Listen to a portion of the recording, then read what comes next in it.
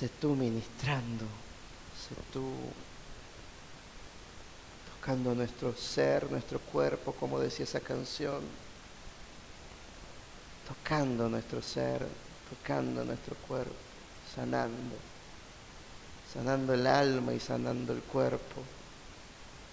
Te adoramos, Señor. Evangelio de Lucas, capítulo 13, verso 10. Dice la Escritura: cierto día de descanso, mientras Jesús enseñaba en la sinagoga, vio a una mujer que estaba lisiada a causa de un espíritu maligno. Había estado encorvada durante 18 años y no podía ponerse derecha. Cuando Jesús la vio, la llamó y le dijo: apreciada mujer, estás sanada de tu enfermedad. Luego la tocó y al instante ella pudo enderezarse. Y me encanta como dice esta versión, porque dice con signos de admiración: ¿cómo alabó ella a Dios? En cambio, el líder a cargo de la sinagoga se indignó de que Jesús la sanara en un día de descanso. Hay 6 días en la semana para trabajar, dijo a la multitud. Vengan esos días para ser sanados, no el sábado de descanso. Así que el Señor respondió: hipócritas, cada uno de ustedes trabaja el día de descanso. ¿Acaso no desatan un buey o su burro y lo sacan del establo el día de descanso y lo llevan a tomar agua?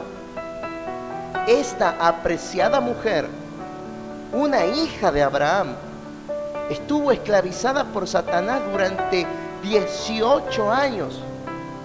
¿No es justo que sea liberada aún en el día de descanso? Esto avergonzó a sus enemigos, pero toda la gente se alegraba de las cosas maravillosas que él hacía. Vemos a Jesús sanando en un día de descanso, un sábado. El día de descanso para el judío era el día sábado, y el día sábado la ley determinaba que no se podía trabajar. Era un día de descanso, porque Dios creó el mundo en 6 días y el séptimo descansó. Entonces el sábado era el mandato.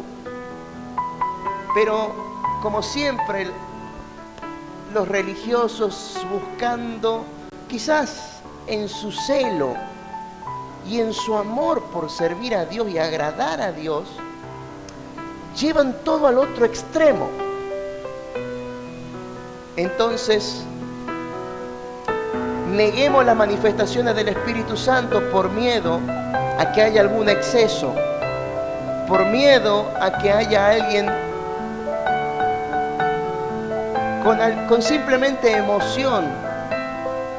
Como a veces digo, a veces sucede que a veces hay gente que te tira al piso, y no porque uno se cae al piso por el poder del Señor, sino que te empujan. Pero eso no quiere decir que las manifestaciones del Espíritu no existan.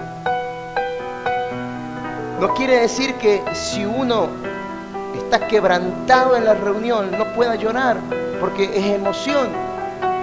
No implica que uno no pueda levantar las manos o arrodillarse porque estoy haciendo lo ridículo.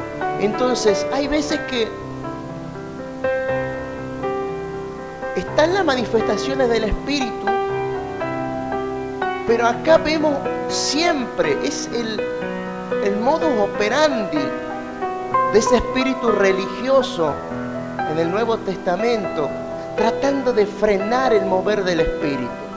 Si Jesús sanaba enfermos, un día sábado se enojaban, como lo acabamos de leer. Si Jesús echaba fuera demonios, echa fuera demonios con el poder de Belcebú. Si Jesús hacía algo bueno, lo estaban juzgando. ¿De dónde viene tu enseñanza? ¿Quién te ha dado autoridad para predicar? En otras palabras, ¿en qué seminario estudiaste? ¿Cómo es que tenés tanta sabiduría?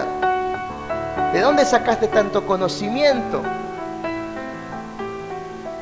Porque muchos valoran demasiado eso y desprecian el Espíritu, menosprecian el mover del Espíritu. Ahora Jesús venía haciendo estas obras, como muchas veces lo he leído en Hechos, capítulo 10, verso 38, si mal no recuerdo. Estaba diciendo, dice Pedro, estaba predicando, era la primera reunión para los gentiles, y Pedro estaba diciéndoles, y les hablo de este Jesús, que siendo ungido por el Espíritu Santo anduvo haciendo bienes, sanando a los enfermos y a todos los oprimidos por el diablo. Vemos a Jesús haciendo esa obra. Y Jesús en un momento también dice, porque si los demonios huyen, es porque el reino de los cielos se ha acercado. Entonces esa es una señal. Y Jesús dijo, al que cree le seguirán estas señales, echarán fuera demonios, pondrán las manos sobre los enfermos y se sanarán. Yo no creo que sea, si quedó escrito en esta Biblia, no creo que haya sido para 100 años eso y ya se terminó. Si no, deberíamos tener otro Nuevo Testamento para nuestros tiempos y ver qué es lo que hoy se puede. Vemos a Jesús diciendo, al que cree le seguirán estas señales. Echarán fuera demonios, pondrán las manos sobre los enfermos y serán sanos. Y en otra parte dice, y el que cree también, dice, hará cosas mayores que las que yo he hecho. Hay muchos que no les gusta esa cita. ¿Cómo? No, más que Jesús yo no voy a hacer. Jesús está diciendo, hará cosas mayores. Y lo que pasa también es que en la Biblia encontramos enfermedades sin nombre, o que quizás se conocían con otro nombre, y ahora tienen un nombre más moderno, puesto por la ciencia médica actual. Pero encontramos enfermedades que no tienen nombre. Como predicaba la reunión anterior o la semana pasada, el centurión se le estaba muriendo su siervo. Ese siervo, la Biblia no nos dice ni cómo se llamaba, ni cuántos años tenía, ni de dónde era. Era el siervo del centurión. Tampoco nos dice qué enfermedad tenía, simplemente que estaba paralizado y no podía reaccionar, se estaba muriendo. Entonces es muy probable que haya sido un ACV. En aquel entonces no tenía nombre, o sea, accidente cardiovascular. No tenía ese nombre. Pero Jesús te está sanando una enfermedad y encima a la distancia que no se la conocía. La Biblia no nos dice qué nombre era. Lo mismo vemos con la mujer de flujo de sangre. No nos especifica qué enfermedad era, no nos dice qué nombre era. Algunos dicen que puede haber sido un cáncer que le producía un constante sangrado, quistes. La Biblia no nos especifica, pero sí nos dice que estuvo años yendo a médicos y gastó todo su dinero. Por lo tanto, podemos pensar que era una mujer de dinero, una mujer que tenía recursos. Si no, ¿qué dinero gastaría? Gastó todo su dinero en médicos tratando de ser sanada y ningún médico pudo hacer nada. La Biblia no nos dice qué enfermedad era, pero sí nos dice que tenía un flujo constante de sangre. Y Jesús la sana. Y esto es maravilloso porque, como vengo diciendo, hay gente que Jesús la sanó con un toque, con una palabra. probando su fe, que se va poniéndole barro en los ojos y que se lave en el estanque. El centurión sanando a la distancia a su siervo. La hija endemoniada de aquella mujer sirofenicia. Sanando a Jesús, pero esta mujer, la de flujo de sangre, es sanada, digamos, en forma indirecta, porque ella buscaba la sanidad, ella quería ser sana y vio de acercarse, y ella decía, si yo tocara el borde de su manto, si por lo menos tocara el borde de su manto, yo sé que me sanaría. ¡Qué fe! ¡Qué fe! Entonces vemos enfermedades sin nombre. Y a Jesús diciendo, al que cree le seguirán estas señales y aún harán cosas mayores. Cosas mayores. Cosas mayores que uno quizás no puede llegar a imaginarse lo que es hacer algo mayor a lo que hizo Jesús. ¿Qué es eso de hacer algo mayor a lo que hizo Jesús? ¿Cómo puede ser? ¿Qué hizo Jesús? Sanó ciegos, sanó mudos, gente con hidrocefalia. Jesús sanó una persona con hidrocefalia, gente con un probable ACV, liberó endemoniados. Jesús estuvo sanando todo tipo de enfermedades, resucitando muertos. ¿Por qué no creer que Dios puede hacer lo mismo hoy en día? Lo que pasa es que nos hemos sumido en un sistema que nos ha llenado de escepticismo, que somos constantemente bombardeados por medios, por las redes, por distintas formas, y a la final a veces terminamos siendo incrédulos. Por algo Jesús dijo, ¿hallará el Hijo del Hombre fe cuando vuelva a la tierra?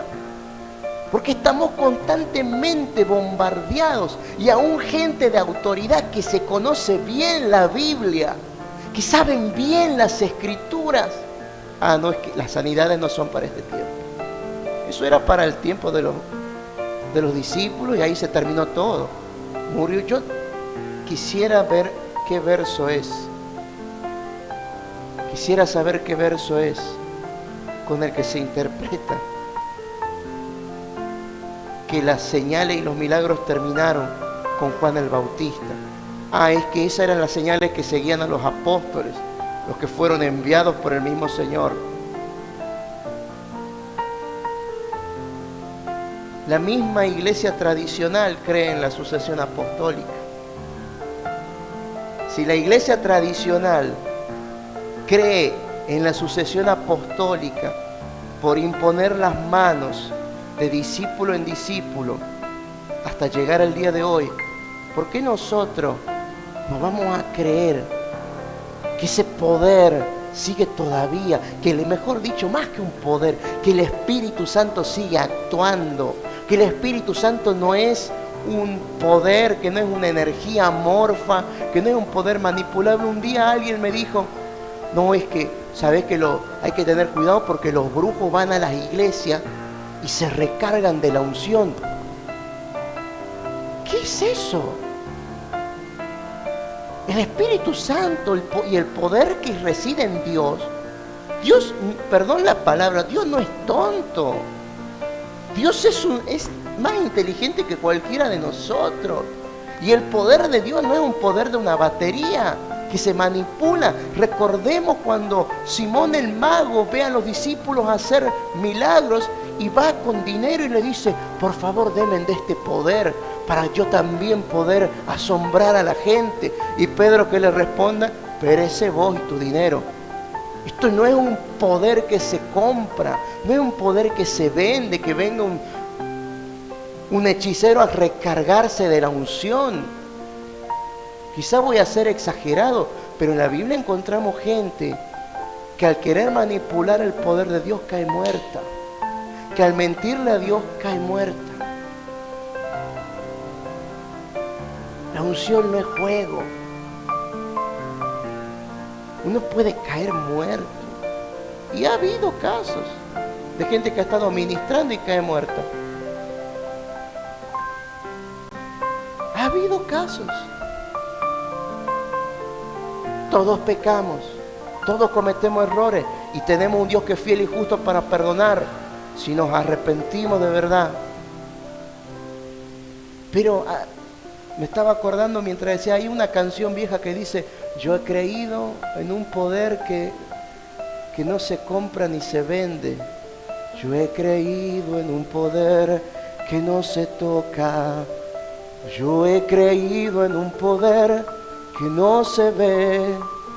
Yo he creído en un poder que no se toca ni se ve. Yo he creído. Es un poder. Es la presencia de Dios. Yo puedo manipular la electricidad. Puedo hacer un puente. Puedo cambiar las llaves, las tomas corriente. Cambiar un módulo. Llevar un cable para otro lado y poner luz en otra habitación. Podemos utilizar la energía del viento para poder almacenar esa energía en una batería, o poner paneles solares y almacenar esa batería, esa energía en una batería. Pero el poder de Dios no lo podemos manipular. Dios no puede ser tentado. Dios no puede ser burlado. Si pensamos que alguien se puede recargar con el poder de Dios, estamos pensando que Dios no piensa, no razona. Es un poder sobrenatural. Y ese poder sigue manifestándose.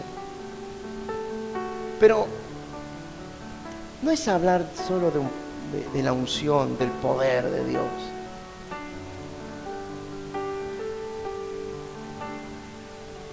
Sino que es buscar su presencia. El que cree le seguirán estas señales. Pero si uno tiene esa amistad con el dueño, uno puede, realmente esas señales van a seguir. Es decir, yo puedo ser cliente de un negocio, por decir. Lo frecuento. Ya me conocen. Voy, compro. Me hice amigo de los cajeros. Llegué a conocer al dueño. Pero otra cosa es si yo soy amigo del dueño. En casa teníamos un kiosco cuando era chico. Y siempre estaba el vecino que iba a deshora. Y había un vecino que se cruzaba, en otros tiempos, había una tapia que no estaba. Entonces se cruzaba casa de por medio, cruzaba la otra casa y venía hasta la tapia de casa y golpeaba la mano. Una coca, una cervecita. Y ya le pegaban el grito a mi abuelo: Don Seco.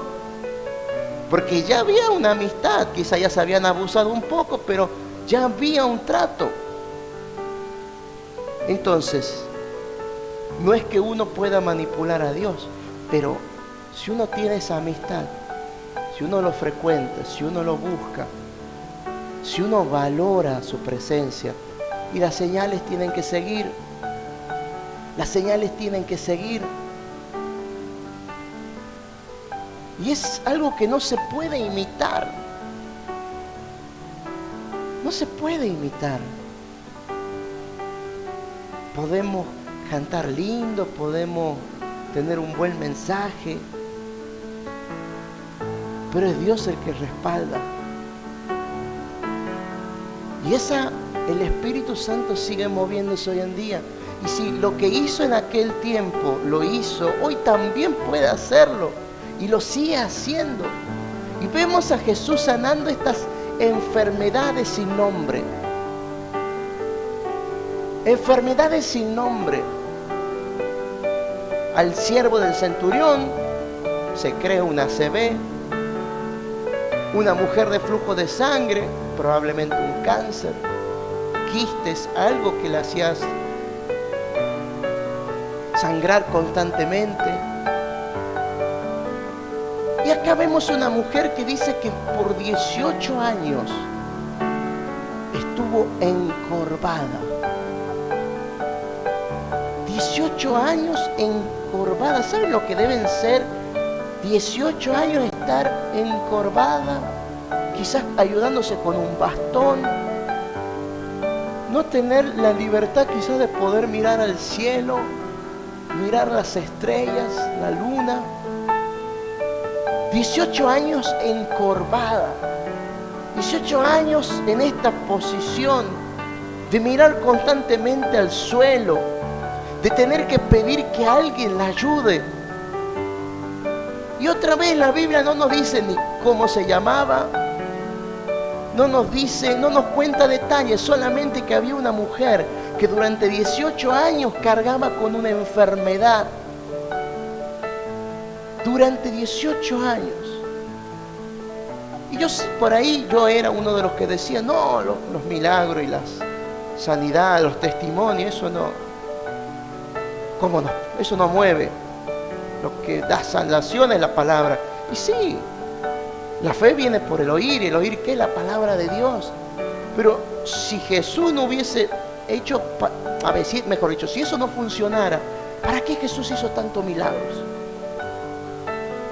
¿Para qué Dios se tomó el tiempo de sanar? ¿Para qué? ¿Para qué?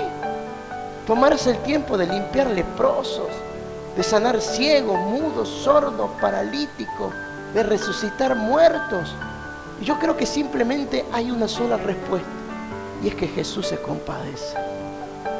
Que Dios se compadece en nuestro dolor. Y no se trata de decir, es que estos le reclaman a Dios, son unos irreverentes que No. Jesús que dijo, todo lo que pidan al Padre en mi nombre se los daré. Todo lo que pidan. Y en la última cena Jesús le dice, pidan. Hasta ahora no han pedido nada, pidan. Y yo creo, esto ya es una apreciación mía. Creo que los discípulos estaban tan acostumbrados a que Jesús haga todo, o que Jesús les diera una dirección y lo hagan. Entonces Jesús iba, sanaba el ciego, sanaba el mudo, levantaba el muerto, levantaba el paralítico, y quizás no pedían, o no se animaban a pedir, quizás no se animaban a decirle, Señor, no sé, tengo esta necesidad.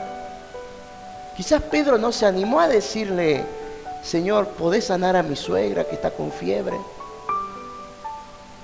Quizás no se animó, o sí. Quizás no se animaron los discípulos a pedir algo, porque Jesús dice, pidan. Hasta ahora no han pedido nada. Y muchas veces nos han enseñado que es soberbia pedirle a Dios, que tenemos que aceptar la voluntad santa de Dios. Y sí, uno acepta la voluntad de Dios. Dios dio y Dios quitó. Pero Jesús nos da la posibilidad de clamar. ¿Acaso no dice la Escritura, clama a mí y yo te responderé y te mostraré cosas grandes y ocultas que no conoces? Y esa palabra clama en el hebreo es gritar a voz en cuello.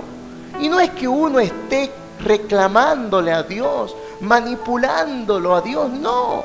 Es clamar a voz en cuello, es gritar en clamor. Es como aquel ciego que gritaba a la orilla del camino, Jesús, Hijo de David, ten misericordia de mí. Jesús, Hijo de David, ten misericordia de mí.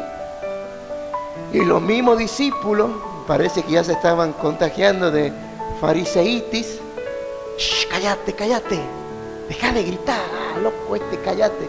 Y más fuerte gritaba el ciego, Jesús, Hijo de David, ten misericordia de mí. Y la gente, y los mismos discípulos, cállalo, por favor. Cállalo, lo va a interrumpir al maestro. Y Jesús lo manda a llamar. Jesús lo manda a llamar. Se acerca y lo sana. Y el ciego se quita la capa, porque el ciego acostumbraba a llevar una capa. Con eso se reconocía, así como hoy quizás con un bastón blanco, en aquel entonces con una capa, y esa capa era todo para el ciego, porque en esa capa allí como que almacenaba cosas, era como un segundo hogar que tenía. Entonces el ciego agarra, se quita la capa y empieza a seguir a Jesús. Podemos ver cómo hay gente con la que Jesús se compadeció, como esta mujer, pero hay gente que llamó la atención de Dios. Hay gente que llamó la atención de Jesús. Este ciego empezó a gritar: Jesús, Hijo de David, ten misericordia de mí. Lo callaban, pero él seguía gritando. Llamó la atención de Jesús. Aquellos amigos que tenían un amigo paralítico, no pudiendo entrar en la casa de Pedro, rompen el techo, lo presentan delante de Jesús. Llamaron la atención de Dios, dieron un paso de fe, hicieron algo distinto a lo que estaban acostumbrados. No estuvieron a decir: bueno, ya está, amigo, conformate. Es la voluntad santa de Dios que te quedes paralítico hasta que te mueras. Alguna vez escuché: bendito cáncer el que me dio. La voluntad de Dios es buena, agradable, perfecta. Lo hemos repetido un montón de veces: Padre nuestro que está en los cielos, santificado sea tu nombre, venga a nosotros, hágase tu voluntad. Es decir, lo repetimos como loro. ¿Y cuántas veces hemos dicho que se haga tu voluntad en el cielo, como es en el cielo, aquí en la tierra? Y en el cielo no hay enfermedad, en el cielo no hay llanto, en el cielo no hay dolor, en el cielo no hay muerte. Y está bien que ahora estamos sujetos a una naturaleza humana, estamos sujetos en un cuerpo que se gasta, que se enferma, porque tampoco es que uno cree, espiritualiza todo. No, bueno, si salimos en medio del frío con la cabeza mojada y te vas a resfriar. Y si salí a jugar al fútbol en medio del frío y no calenta, y te va a dar un flor de tirón y va a estar un rengo una semana. Lo digo porque me pasó. No porque uno ayune y sea súper espiritual y ore, qué sé yo, vas a ir y vas a ser Maradona en la cancha. Uno está sujeto a un cuerpo que se duele, que si te golpeas con el martillo, te duele. Por ahí te encaja una espina y duele.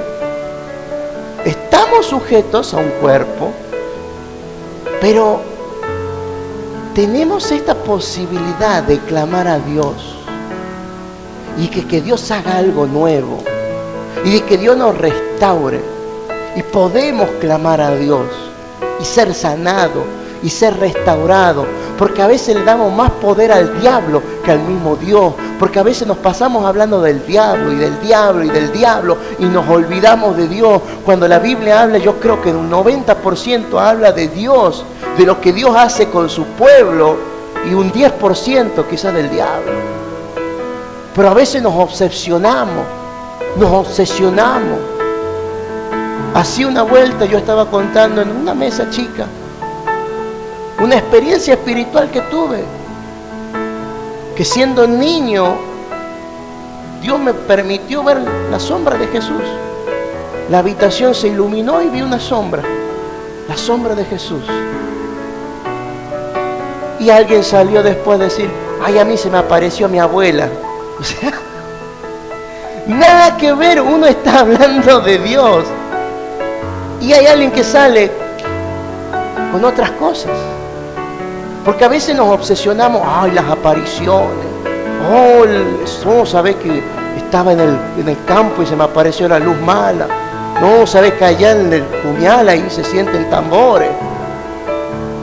Y empezamos y nos obsesionamos con el diablo, con el ocultismo.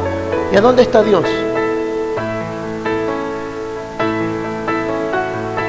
Y nos obsesionamos: no, sí, sabes que no, es que le han hecho un trabajo. Sí, es que la pareja, sabes, que vive metida en esas cosas. Está bien que son situaciones espirituales difíciles, pero ¿por qué le damos tanto poder? ¿Por qué no clamamos? ¿Por qué no empezamos a clamar por ese familiar? ¿Por qué no empezamos a clamar por ese familiar, por ese amigo que está atado? No estoy diciendo que uno empieza a desafiar al diablo, no. Clamar a Dios. Clama a mí, te responderé y te mostraré cosas grandes y maravillosas que no conoces. Ese ciego clamó a Jesús y Jesús lo sanó. Zaqueo quería ver a Jesús. Zaqueo ni siquiera fue a pedir ser sano. Zaqueo no fue ni siquiera a gritar, pero se subió a un árbol. Y era peticito el desgraciado, quizás como yo. Y se subió ahí a un sicómoro, que una vuelta prediqué de esto. Un sicómoro es como una higuera. Y tiene un higo, pero es amargo. Y ese higo amargo, hay un hombre que se encarga del cultivo de esta higuera. Y agarra el higo, como es amargo, sabe en qué época del año hacerle una incisión al higo. Entonces lo agarra al higo, le hace una incisión, le sale una resina que le da la amargura al higo, y ahora se puede comer. Por eso, todo esto está rodeado de esa simbología. Zaqueo se sube al sicómoro, y Jesús lo que hace al decirle, hoy tengo que cenar en tu casa, es hacerle esa incisión en el corazón y quitarle la amargura que cargaba. Eso es lo que hace Jesús. Y yo creo en ese Jesús que perdona, que restaura, que levanta, que da nuevas segundas oportunidades. Por ahí ya me canso de... No, mejor no hablo. Pero empieza que el pecado. Sí, más vale que hay que dejar el pecado. Pero el Espíritu Santo trae convicción de pecado, no culpa. ¿Quién es el acusador? ¿Qué significa Satanás? El acusador. Él es el que acusa. Él es el que está diciendo, vos hiciste esto, vos hiciste lo otro, vos sos un pecador. Él es el que está diciendo, no vayas a la iglesia, porque no sos digno de pisar ese lugar. ¿Qué vas a ir a la iglesia? Se van a caer los parlantes cuando pise la iglesia. Ese es el diablo. El Espíritu Santo trae convicción de pecado. Él es que cuando estás por pecar te dice, hijito, ¿vos sabés que eso es adulterio? ¿Vos sabés que eso es mentir? Hijo, anda y pedile perdón a esa persona. Hijo, no gastes plata en eso. No estés desperdiciando el dinero. Él trae convicción de pecado. Satanás acusa y empieza, vos hiciste esto, hiciste lo otro, deberías haber hecho esto, deberías haber hecho lo otro. Entonces muchas veces le estamos dando más poder al enemigo que a Dios, cuando en la Biblia encontramos un Dios todopoderoso, un Dios que hizo los cielos y la tierra. Lo único que tenemos que hacer es levantar nuestros ojos en esta hermosa Catamarca, en esta hermosa tierra que Dios nos ha dado, y levantar los ojos y ver esas montañas. Y díganme, con todo respeto lo digo, ¿qué empresa constructora, con todos los profesionales, arquitectos, ingenieros y lo que sea, pueden reconstruir una montaña como esa? ¿Qué empresa, quién puede rehacer una montaña como el Ambato? ¿Quién puede mover las placas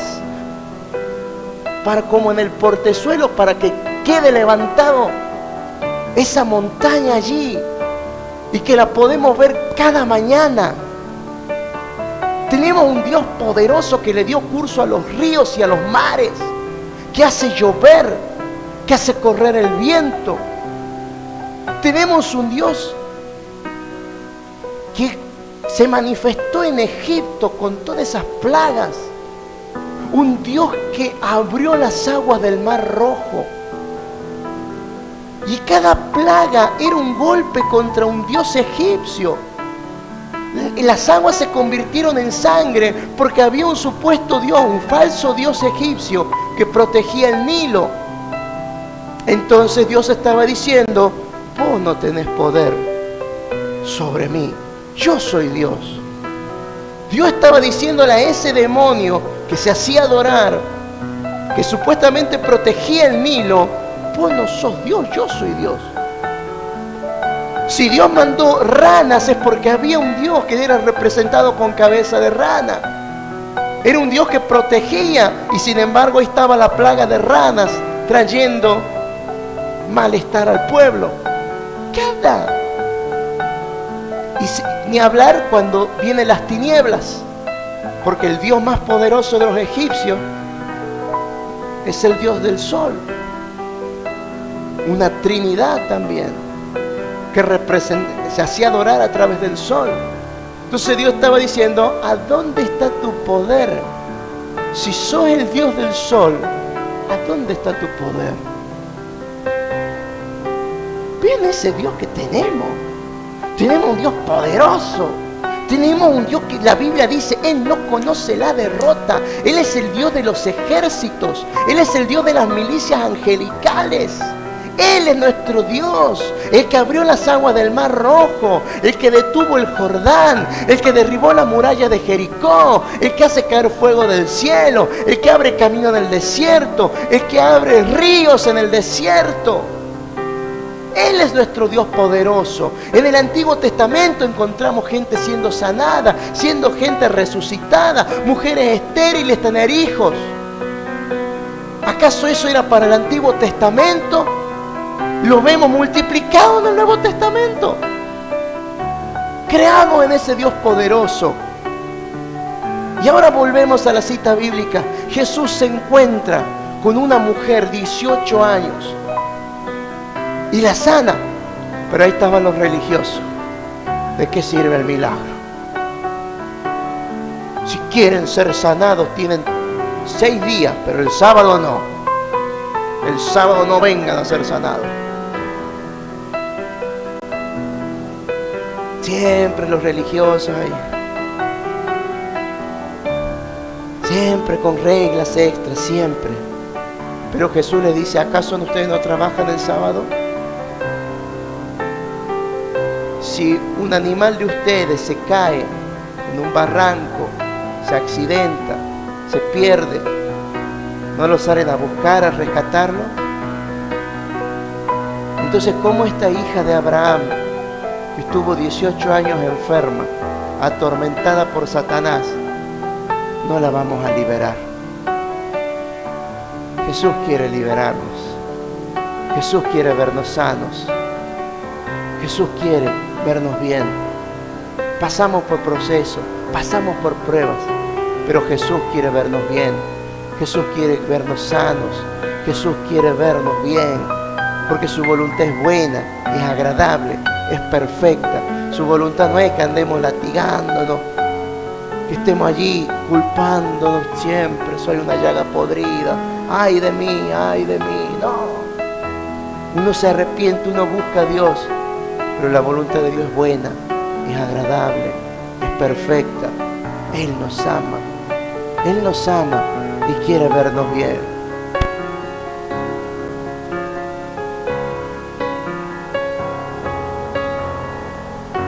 Así que vamos a orar y decirle: Señor, yo quiero ser sano. Yo quiero recibir tu sanidad. Yo quiero recibir tu liberación. Tu palabra dice que pidamos. Tu palabra dice que pidamos. Tu palabra dice que pidamos, Señor, y aquí estamos pidiendo sanidad. Sanidad del cuerpo y sanidad del alma. Sanidad de nuestra alma, Señor. Pedimos sanidad del alma. Ven a restaurar nuestras almas, Señor. Las heridas, toda herida en el alma, todo lo que ha lastimado. Hoy, Señor, te pedimos, restaura, restaura. Al que está escuchando allí en la casa, por internet, por la radio, empecé a clamar a Dios y decirle: Señor, recibo sanidad por esta enfermedad. Aquí está esta enfermedad, Señor, y ya no la quiero llamar mi enfermedad. Te la entrego, así como predicamos el viernes, Señor. Te entregamos nuestro yugo y tomamos el tuyo. Te entregamos nuestra carga, te entregamos nuestro dolor, nuestro cansancio, y tomamos tu carga. Qué ligera, qué suave. Y amén. Gracias, Señor. El Señor te bendiga. El Señor te colme de bendiciones. Y todo este tiempo recibí esa sanidad. Y cuando estés orando, Señor, yo creo que vos me sanaste, yo creo que vos me sanás.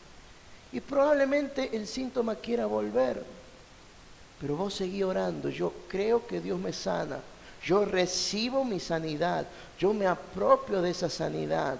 Yo creo, Señor, yo creo. No es dejar de ir al médico, siguiendo al médico, hacer todos los estudios, pero créele a Dios. Siempre corremos primero al Señor. Y para terminar, contar un breve testimonio. Ayer pasamos una situación y si uno por ahí se desespera y uno dice: bueno, ¿qué dice el médico? ¿Qué dice el médico? Pero nos pusimos a orar y toda esa situación se empezó a calmar. Uno está bien, uno tiene la opinión profesional, pero ¿a quién buscamos primero? Clamamos a Dios y todo empezó a cambiar, todo empezó a normalizarse, todo empezó a estar bien. ¿Se va a ir al médico? Sí, pero primero buscamos al médico de médicos, el que puede sanar. El médico tiene una perspectiva, nos da un tratamiento, opera, hace un trabajo, pero el que da sanidad es el Señor. Así que yo te invito a que le creas a Dios y que pongas tu salud, así como te abandonaste en las manos del médico, pone tu salud en las manos de Dios y vas a ver que el Señor va a mejorar tu vida. El Señor te bendiga. Cambiamos de horario, ya está haciendo un poquito más de calor, así que los días viernes a las 7 de la tarde volvemos con las reuniones, y los días lunes el programa Creo en Milagros retomamos este lunes 7 de la tarde también. Así que volvemos a la normalidad mientras se pueda.